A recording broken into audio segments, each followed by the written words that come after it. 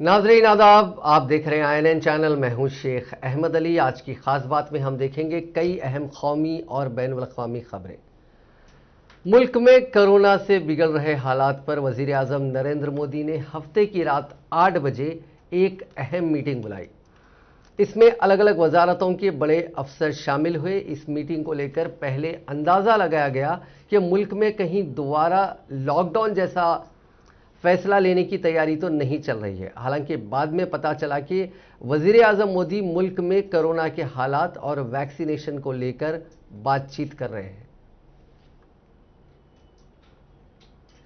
Waste Bengal में हफ्ते के रोज असेंबली इंतखाबात के 5वें फेज में 45 सीटों पर पोलिंग हुई।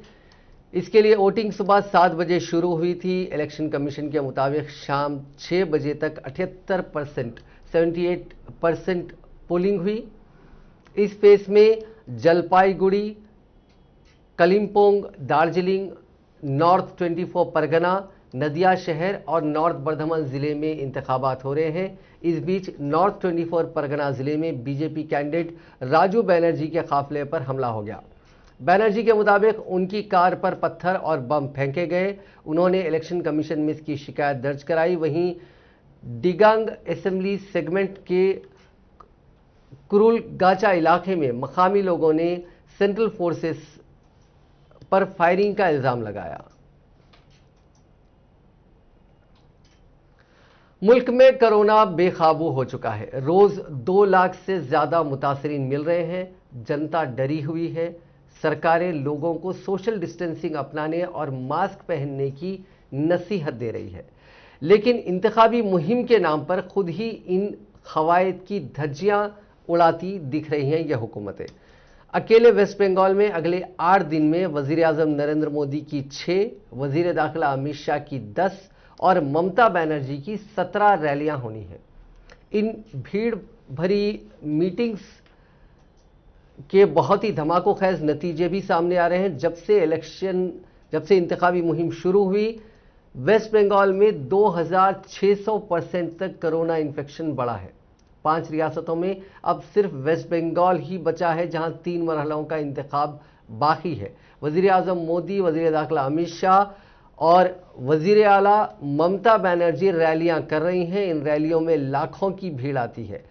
90% लोग बगैर मास्क के होते हैं। सोशल डिस्टेंसिंग का तो जिक्र तक नहीं होता। मोदी की अगली 8 दिनों के अंदर वहां 6, अमित शाह की 10 और ममता बनर्जी की 7 रैलियां होनी है। इसके अलावा दीगर कायदीन की मीटिंग्स और रैलीज की गिनती ही नहीं है। अब कोरोना का ग्राफ देख ले। 26 फरवरी को जब ये नोटिफिकेशन आया था, इलेक्शन की तारीख का ऐलान हुआ था, उस दिन से लेकर आज तक कोरोना की रफ्तार 2663% बढ़ गई है। ये ग्रोथ रेट 26 फरवरी से लेकर 4 मार्च यानी 7 दिनों में मिले कोरोना के टोटल आंकड़े और इस हफ्ते यानी 10 से 16 अप्रैल के बीच मिले आंकड़ों की बुनियाद पर निकाले गए हैं। 26 फरवरी से 4 मार्च के बीच 1205 मरीज मिले थे, जबकि अभी 10 से 16 अप्रैल के बीच 33,297 मरीजों की पहचान हुई। चेक बाउंस के मामलों के जल्द से जल्द निपटारे को लेकर सुप्रीम कोर्ट ने कई गाइडलाइंस जारी किए हैं। इसमें कानून में बदलाव से मुतालिक गाइडलाइंस भी शामिल हैं। कोर्ट ने मरकजी हुकूमत से कहा है कि कानून में ऐसा बदलाव किया जाए जिससे किसी शख्स के खिलाफ 1 साल में दर्ज हुए चेक बाउंस के सभी मामलों को जोड़कर एक मुकदमा चलाया जाए। Chief justice S A Bobde की सदारत वाली 5 जजों की कॉन्स्टिट्यूशनल बेंच ने तजवीज़ दी है कि नेगोशिएबल इंस्ट्रूमेंट एक्ट में ऐसे बदलाव किए जाएं कि एक शख्स के खिलाफ सेक्शन 138 के तहत 12 महीने में दर्ज सभी मामलों को जोड़कर एक ही मुकदमा चलाया जाए। पूरे मुल्क में जुमला 2,31,00,000 से ज्यादा क्रिमिनल मामले पेंडिंग हैं। इसमें से 35,16,000 मुकदमे चेक बाउंस से मुतालिक हैं। एमिकस क्यूरी के मुताबिक चेक बाउंस की शिकायतों की तादाद निपटारा किए जाने वाले मामलों से ज्यादा है। सुप्रीम कोर्ट ने अपने पुराने फैसले को दोहराते हुए सभी हाई कोर्ट से कहा कि चेक बाउंस के मामलों के जल्द निपटारे को लेकर वो निचली अदालतों को अहकाम जारी करें। सुप्रीम कोर्ट की बेंच ने कहा कि चेक बाउंस के मामलों में हलफनामे के जरिए गवाहों को पेश किया जा सकता है। इन मामलों में गवाहों को बुलाकर जांच करने की जरूरत नहीं है। अब इस मामले पर 8 हफ्ते बाद 3 जजों की बेंच गौर करेगी। चेक बाउंस के मामलों में तेजी लाने के लिए सुप्रीम कोर्ट ने पिछले साल 5 मार्च को सुमोटो ये मामला टेकअप किया था। इसके लिए कोर्ट ने सीनियर एडवोकेट सिद्धार्थ लुथरा और एडवोकेट के परमेश्वर को एमिकस क्यूरी मुकर्रर किया था। एमिकस क्यूरी का किसी भी मुकदमे से सीधा कोई मतलब नहीं होता, यह सिर्फ अदालत की मदद करता है जिससे मुकदमे पर असर पड़ता है। सुप्रीम कोर्ट ने इसी साल 10 मार्च को एक कमेटी बनाई थी। इस कमेटी की सदारत बॉम्बे हाईकोर्ट के साबिक जज जस्टिस आर.सी. चौहान कर रहे हैं। इस कमेटी से मुल्क भर में चेक बाउंस के मामलों के जल्द निपटारे के लिए उठाए जाने वाले कदमों को लेकर रिपोर्ट मांगी गई है। कमेटी ने 3 महीने के अंदर रिपोर्ट पेश करनी है। सुप्रीम कोर्ट ने कहा है कि जिन मुद्दों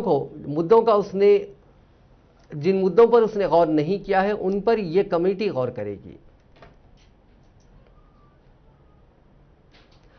चारा घोटाले में सजा काट रहे आरजेडी सुप्रीमो लालू प्रसाद यादव को झारखंड हाईकोर्ट से जमानत मिल गई है। उन्हें 1 लाख रुपए का मुचलका और 10 लाख रुपए जुर्माना देना होगा। बेल बॉन्ड भरने के बाद वो 1-2 दिन में छूट जाएंगे। लालू को 3.25 साल बाद जमानत मिली है। चारा घोटाले से जुड़े एक केस में लालू 23 दिसंबर 2017 को जेल गए थे।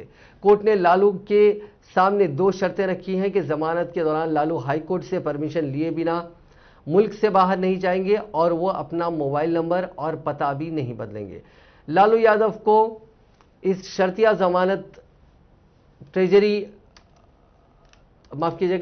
ये जमानत इसलिए दी गई है क्योंकि उनकी आधी सजा पूरी हो चुकी है। इससे पहले लालू यादव को अक्टूबर 2020 में चाईबासा ट्रेजरी मामले में जमानत मिली थी, लेकिन दुमका ट्रेजरी केस की वजह से उनकी रिहाई नहीं हुई थी। वहीं दोरंडा ट्रेजरी से निकासी के मामले की सुनवाई अभी पूरी नहीं हुई। इस मामले में बहस चल रही थी, लेकिन कोविड की वजह से फिलहाल सीबीआई कोर्ट में सुनवाई पर रोक लगी हुई है।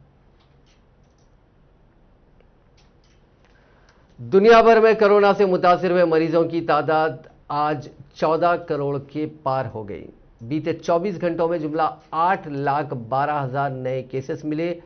ये 8 जनवरी में आए पीक से कुछ ही कम है, तब 8,45,000 मरीज मिले थे। 14 अप्रैल को इन्फेक्शन से 13,566 लोगों की जान गई। इसके साथ ही मरने वालों की कुल तादाद 30 लाख से ज्यादा हो गई। इस वक्त मुतासरीन के मामले में अमेरिका और नए केसेस के मामले में हिंदुस्तान सबसे ज्यादा आगे है। दुनिया में अब तक 14 करोड़ 71 हजार लोग कोरोना की चपेट में आ चुके हैं। कोरोना वायरस इन्फेक्शन से हुई अमवात ने हफ्ते के रोज 30 लाख यानी 3 मिलियन का आंकड़ा पार कर लिया है। पिछले हफ्ते दुनिया भर में हर दिन कोरोना वायरस इन्फेक्शन के करीब 7 लाख नए केसेस सामने आए थे। औसतन 12,000 की रोज मौत हुई, यानी हर घंटे 500 और हर मिनट 8 अमवात कोरोना की वजह से हुई हैं। जो रियल फिगर्स हैं वो ज्यादा भी हो सकते हैं, क्योंकि दुनिया के कई मुल्कों में नए केसेस और अमवात के सही आंकड़े सामने नहीं आ रहे हैं। कोरोना की वजह से हिंदुस्तान में हालात काफी बिगड़ चुके हैं। कोरोना वायरस ने पूरे मुल्क को अपनी चपेट में ले लिया है। हर रियासत, हर शहर में पहले के मुकाबले कहीं ज्यादा लोग कोरोना इन्फेक्शन की चपेट में आ रहे हैं। पिछले 24 घंटों की अगर बात करें तो पिछले 24 घंटों के अंदर रिकॉर्ड 2,33,757 लोग मुतासिर पाए गए। इस दौरान 1,22,839 मरीज रिकवर भी हुए। पूरे मुल्क में अब तक 1,45,00,000 लोग मुतासिर हो चुके हैं। यह आंकड़ा आज शाम तक यानी करीब 1.5 करोड़ के पार होने के करीब है। इन्फेक्शन के चलते इन 24 घंटों के अंदर 1,338 मरीजों ने दम तोड़ा है।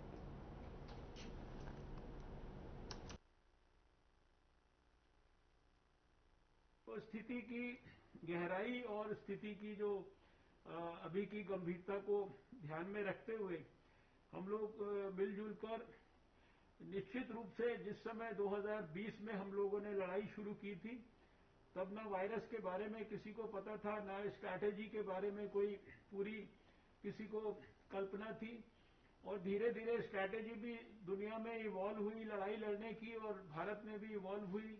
कैपेसिटी भी भारत में धीरे धीरे बिल्डअप हुई, तो 2020 के मुकाबले 2021 में हम ज्यादा बेहतर ढंग से इक्विप्ड हैं कोविड के खिलाफ लड़ाई लड़ने के लिए।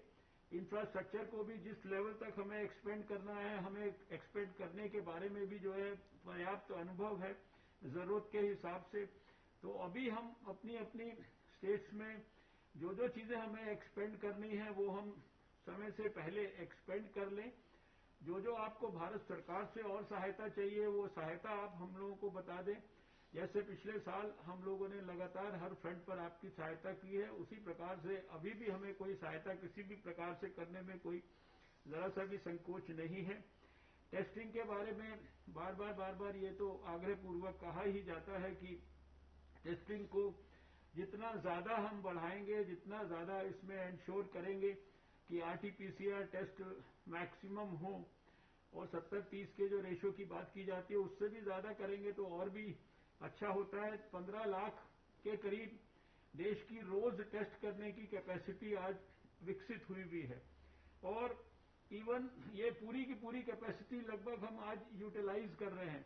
अगर पिछले 24 घंटे की मैं आपसे बात करूं तो 14,95,397 टेस्ट जो है भारत के अंदर हुए, और इस समय तक करीब 27 करोड़ के करीब हम लोग देश में टेस्ट कर चुके। तेलंगाना में कोविड-19 के 4,446 नए मामला दर्ज किए गए हैं, जिसके बाद रियासत में मामलात की तादाद बढ़कर 3,46,331 हो गई है। रियासत में बहशत मजमूई अमवात की तादाद बढ़कर 1,809 हो गई है, क्योंकि गुज़िश्ता 24 घंटों के दौरान मजीद 12 अमवात हुई हैं। जीएचएमसी हुदूद में 598 नए मामला दर्ज किए गए हैं। बकिया मामलात रियासत के दीगर अजला में दर्ज किए गए हैं। वज़ीर-ए-आज़म नरेंद्र मोदी की अपील के बाद साधु संतों ने हरिद्वार कुंभ को तय वक्त से 13 दिन पहले खत्म करने पर रजामंदी जाहिर कर दी है। हालांकि कुंभ में जो दीगर मजहबी रसूम होते हैं वो अदा किए जाते रहेंगे, लेकिन 13 अखाड़ों में सबसे बड़ा जूना अखाड़े की तरफ से हफ्ते की शाम को कुंभ खत्म करने का ऐलान किया गया। निरंजनी और आनंद अखाड़ा पहले ही अपनी जानिब से कुंभ के खत्म होने का ऐलान कर चुके हैं। तय प्रोग्राम के मुताबिक कुंभ मेला 30 अप्रैल तक चलना था और इसमें आखिरी शाही स्नान 27 अप्रैल को होना था। हरिद्वार के chief medical officer doctor S K. Jha ने बताया कि कुंभ मेले में शामिल होने वाले 175 साधुओं की कोरोना रिपोर्ट हफ्ते के रोज पॉजिटिव आई है। इसके बाद पॉजिटिव आने वाले साधुओं की तादाद बढ़कर 229 हो गई है।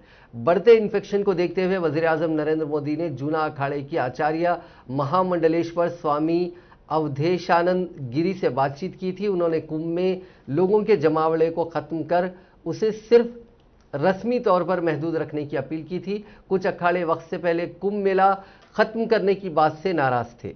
उनका कहना था कि मेला तय वक्त तक ही चलना चाहिए। इन साधु संतों को मनाने के लिए उत्तराखंड हुकूमत पिछले 2 दिनों से कई खुफिया इजलास कर चुकी है। दरअसल मरकजी हुकूमत मेला जल्द से जल्द खत्म कराना चाहती है, लेकिन वो ये नहीं चाहती थी कि इसके लिए कोई सरकारी अहकाम जारी किए जाएं, बल्कि मरकज साधु संतों से खुद मेला खत्म होने का ऐलान करवाना चाहती थी।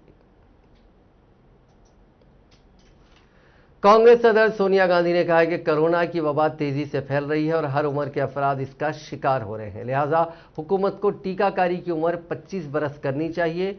सोनिया गांधी ने हफ्ते को पार्टी के आला पॉलिसी साज इदारे कांग्रेस वर्किंग कमेटी की मीटिंग से खिताब करते हुए कहा कि हुकूमत को कोरोना के फैलाव को देखते हुए वैक्सीनेशन की उम्र पर फिर से गौर करना चाहिए और डायबिटीज और गुर्दों की जैसी मुहलिक बीमारी से मुतासिर 25 बरस से ज्यादा के नौजवानों को भी टीका लगाया जाना चाहिए।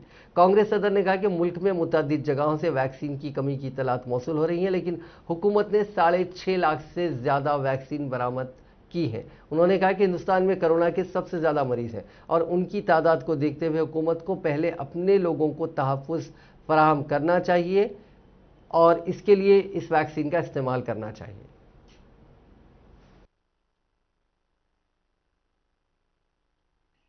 As also of important life-saving drugs, including remdesivir in different parts of the country. It is in this challenging and emergent times that we, the members of the Congress Working Committee, meet. Let me first of all extend once again a profound sense of grief and sorrow to the many thousands of families who have lost their loved ones over the past year to the pandemic. Their pain and anguish is our pain and anguish.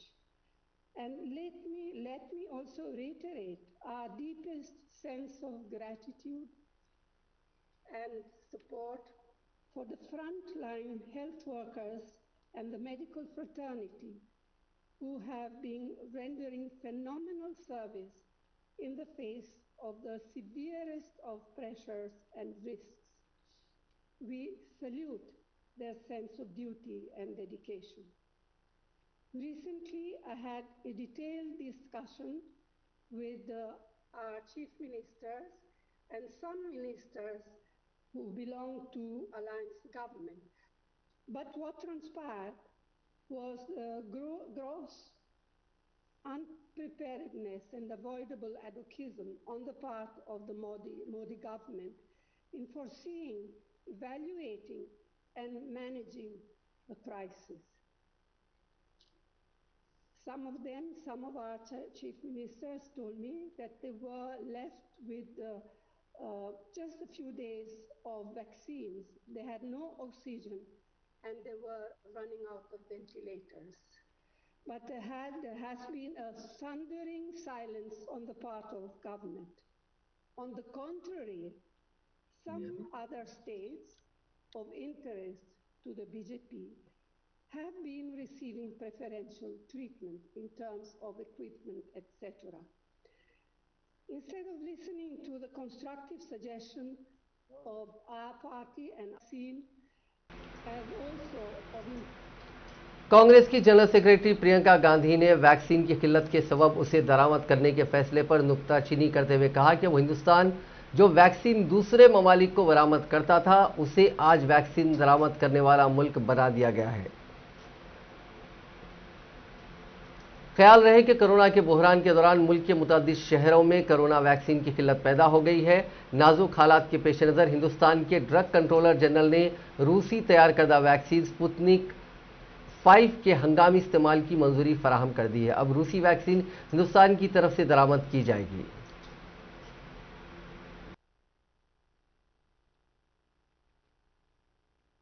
मेरे प्यारे साथियों, उत्तर प्रदेश में corona महामारी की वजह से स्थिति बहुत ही ज्यादा बिगड़ रही है। हर तरफ से खबरें आ रही हैं कि बेड्स की कमी है, ऑक्सीजन की कमी है, दवाइयों की कमी है। उत्तर प्रदेश सरकार का धर्म है कि वह समस्या बढ़ाने के बजाय और आंकड़ों को छुपाने के बजाय समस्या को सुलझाने की कोशिश करे और सच्चाई सामने लाए, क्योंकि आज जो स्थिति है वो सही नहीं है।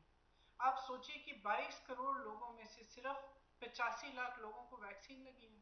आपको रेमडेसिविर के एडमिनिस्ट्रेशन से पहले डीएम के पास जाके स्लिप लेने की जरूरत है।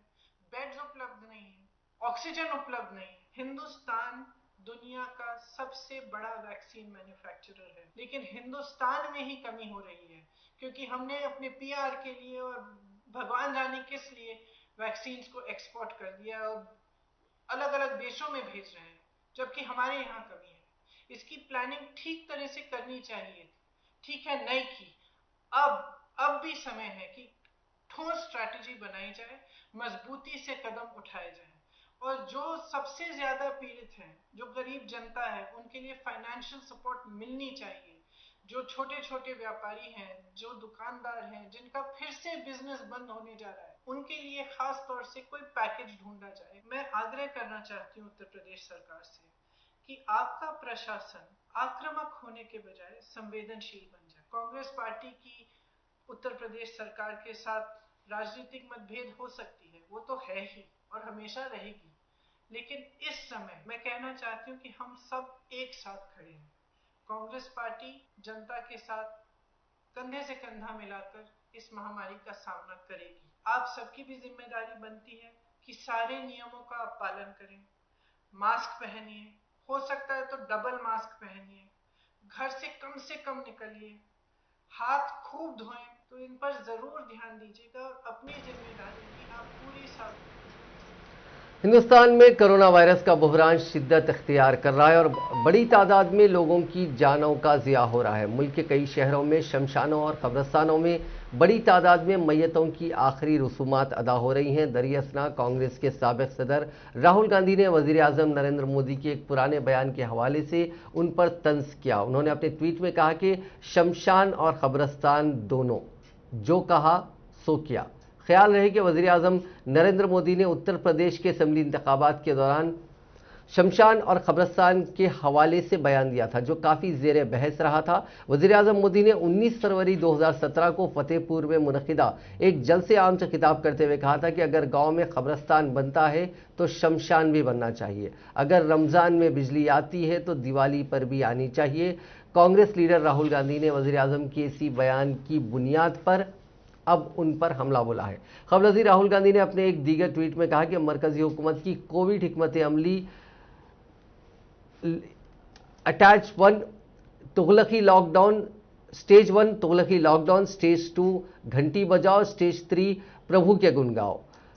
अपने एक और ट्वीट में राहुल गांधी ने अस्पतालों में बदइंतजामी का मसला उठाया। उन्होंने कहा कि ना टेस्ट है, ना अस्पताल में बेड, ना वेंटिलेटर, ना ऑक्सीजन, वैक्सीन भी नहीं है, बस एक उत्सव का ढोंग है। क्या वजीर आजम को परवाह है?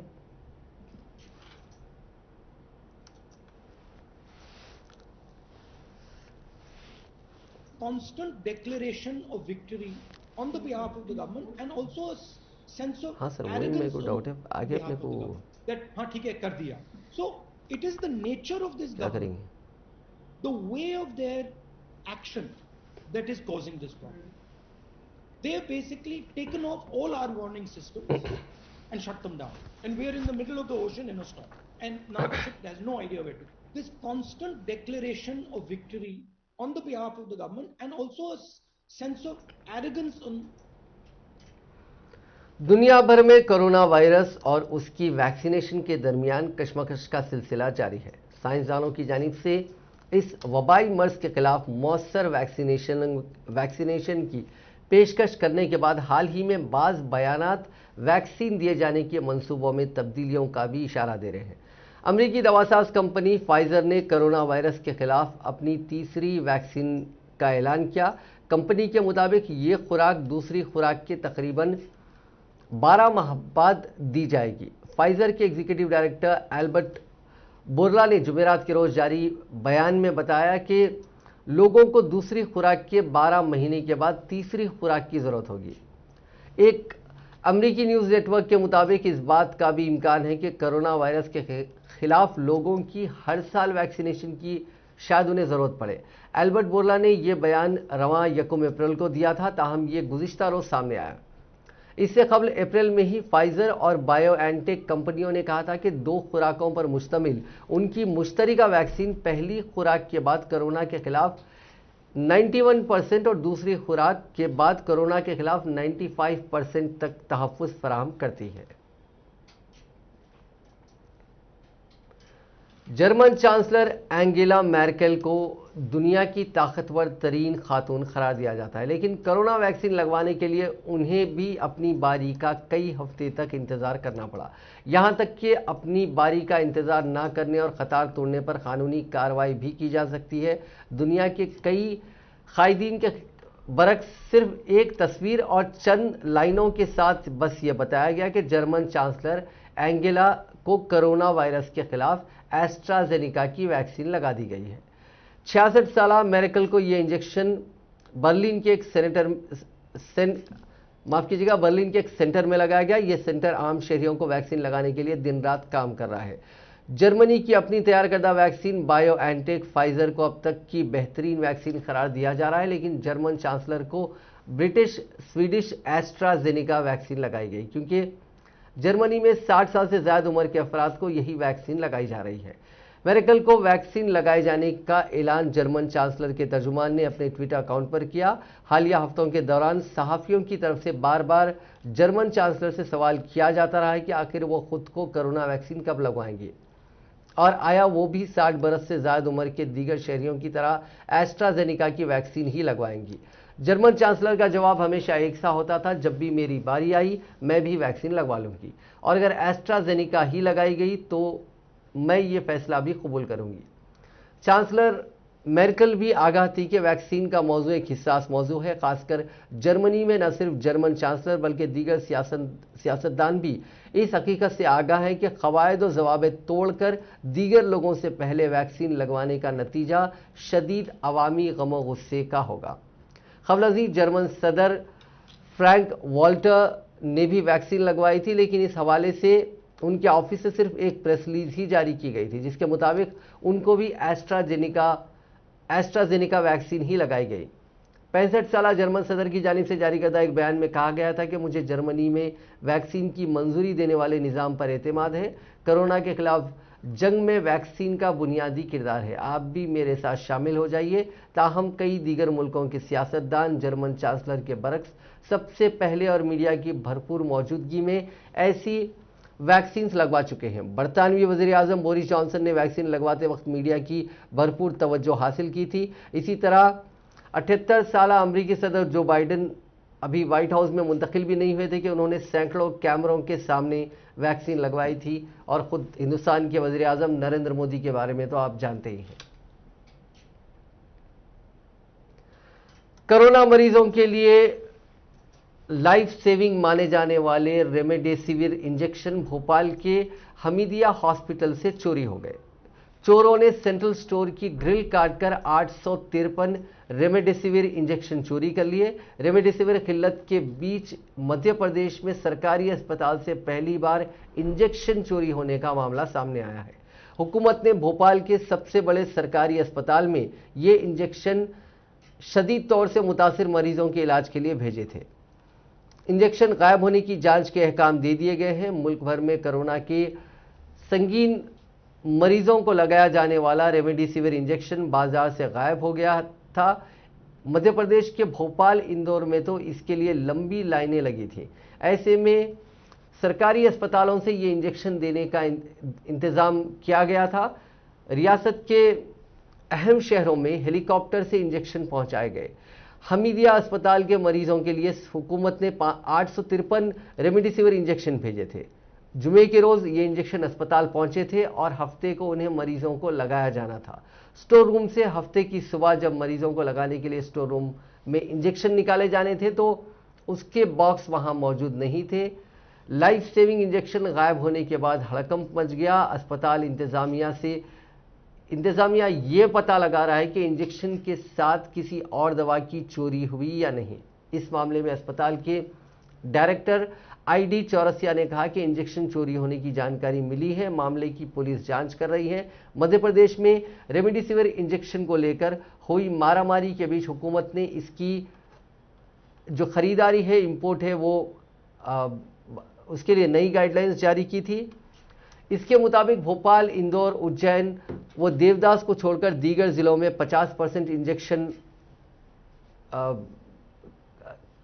जो कलेक्ट करना है, जो खरीदारी करना है, उसके इख्तियारात डिस्ट्रिक्ट कलेक्टर को दिए हैं। इसी तरह जो भी अस्पताल है वो अस्पताल में इसकी कोई रकम नहीं ली जाएगी, जबकि प्राइवेट अस्पताल में इंजेक्शन की कीमत 1568 रुपये रखी गई है।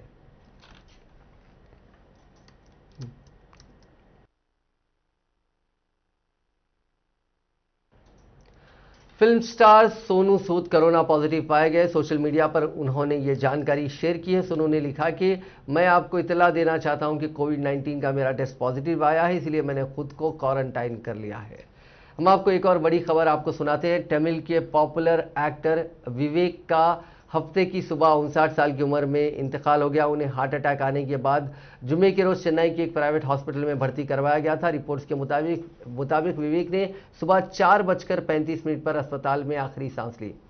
विवेक के इंतकाल के बाद तमिल फिल्म इंडस्ट्री में एक गम की लहर है। उनके कई फैंस और फ्रेंड्स समेत सभी सोशल मीडिया पर पोस्ट शेयर कर उन्हें याद कर रहे हैं। वज़ीर आज़म नरेंद्र मोदी से लेकर सभी बड़े सियासी कायदीन और फिल्म पर्सनैलिटीज़ ने उनकी मौत पर गहरे दुख का इजहार किया है।